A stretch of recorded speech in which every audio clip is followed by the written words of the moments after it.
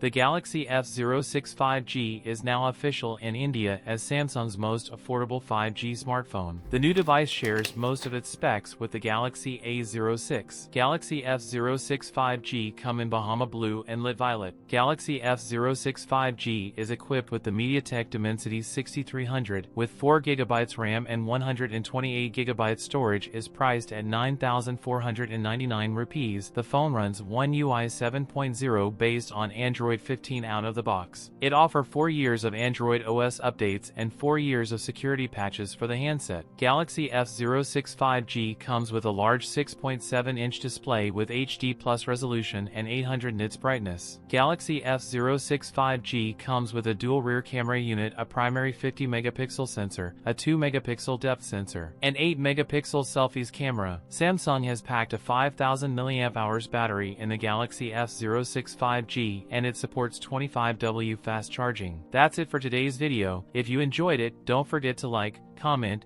and subscribe for more content. Thanks for watching, and I'll see you in the next one.